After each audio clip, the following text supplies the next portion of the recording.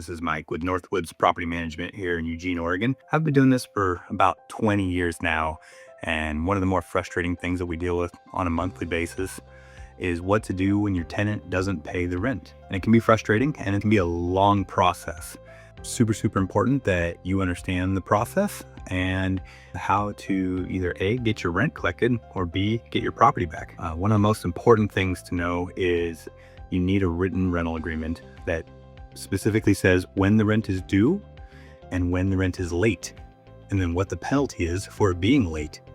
So those need to be clearly defined in your rental agreement. Oregon does require a 4-day grace period. So if your rent's due on the 1st, please make it due on the 1st. Tenant has up until the 4th to pay rent without penalty. In our office, we actually give until the 5th, as a lot of people get paid on the 5th and the 20th. We just felt that that extra day didn't harm us in any way and made a tenant's life a lot easier. And we're not really looking to hammer people with late fees. We really just want a successful tenancy.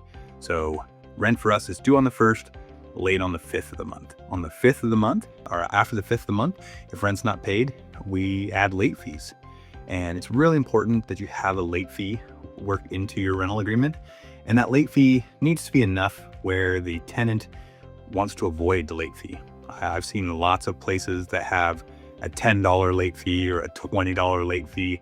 And reality is, on a $2,000 rent, that's just not enough to make the tenant, to encourage the tenant to pay that rent on time. Our late fee right now is $150, and that's customary for our area. So on the 6th of every month, we go through, we add the late fees. Now on the 8th of the month, that's when we can give what's called a 10-day notice. And 10-day notice, it's kind of the first really official thing that's happening about the rent being late. Rent is now 8 days late, and the tenant has 10 days to pay or vacate. And if you're going to post this notice directly to the tenant's front door, the door that they use to get in and out of the property, this is a 10-day notice. If you're going to mail it, then you need to add an additional 3 days. So that would make it a 13-day notice. I recommend mailing it just because driving around to multiple properties and everything, it can be time consuming. It's also safer. We've had tenants have disagreements with people posting notices, and sometimes that can get dangerous. So you have your 10-day notice, which ends up being a 13-day notice. During this time, the tenant pays, then great, and you just don't do anything with that notice. You put that in their file and move on to the next month. When and if this notice expires after that 13th day, the next thing you're going to do is you're going to take that notice down to the court. You're going to file what's called for an FED, Forcible Entry and Detainer. This is the first legal step in getting your property back. What'll happen here is they're going to schedule you, as long as your notice is correct and everything.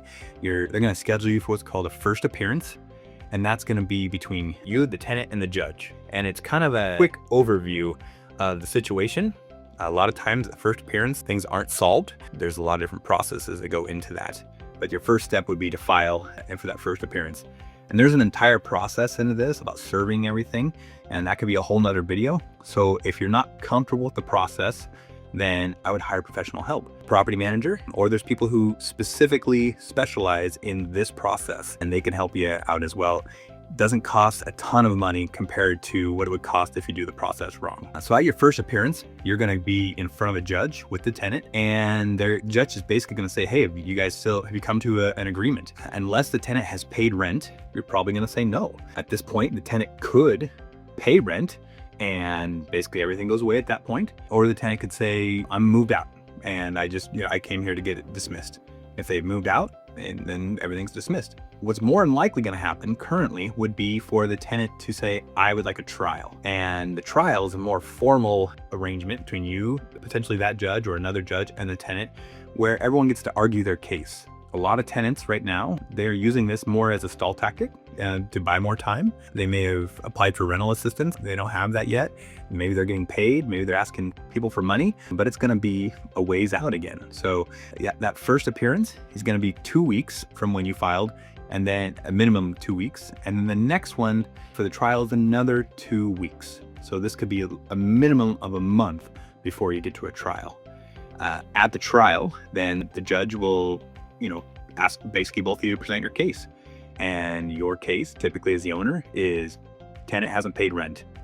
And the tenant at this point could come up and say, I have rent, here you go. And then everything gets dropped. The tenant could say, I don't have rent, and just to kind of throw their arms up in the air, and at that point, the judge may side in your favor and say, okay, great, possession to the owner.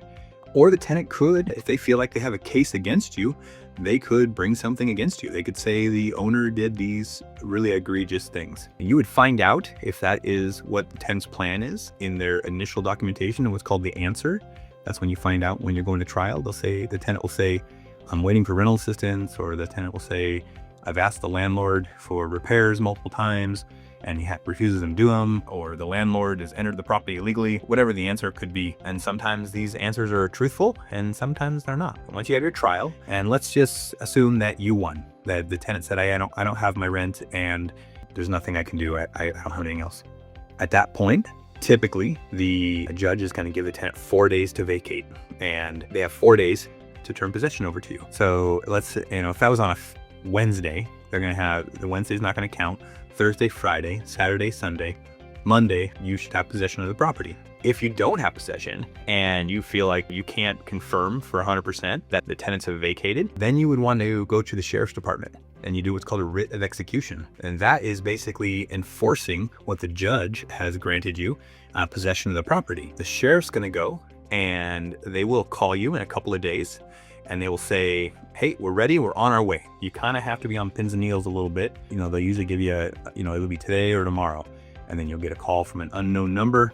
It'll be them and they say they're on their way to do this. At that point, you're gonna meet the sheriff at the property. And if you have keys, you give them keys to the property so they can enter. The sheriff's gonna go knock on the door, see if they can find anybody, see if anybody's home. If they can't, then they'll use your keys. If the keys don't work, it's a really good idea for you to have a locksmith there so that there's no other further damage done to your property. Locksmith can change the locks of the property. The sheriff will go in, they'll clear the property, and then they'll give you possession. Now, there's a lot that can happen from this point. If the tenant has left things behind, maybe the tenant's there and you move them out to the front yard and they've left all their belongings. If there's damage to the property, if there's lots and lots of things that can happen from here. And this is just a quick overview. I'm really kind of oversimplifying the process just for the video. But if you have questions, feel free to contact Northwoods Property Management or maybe one of your local professionals to help you.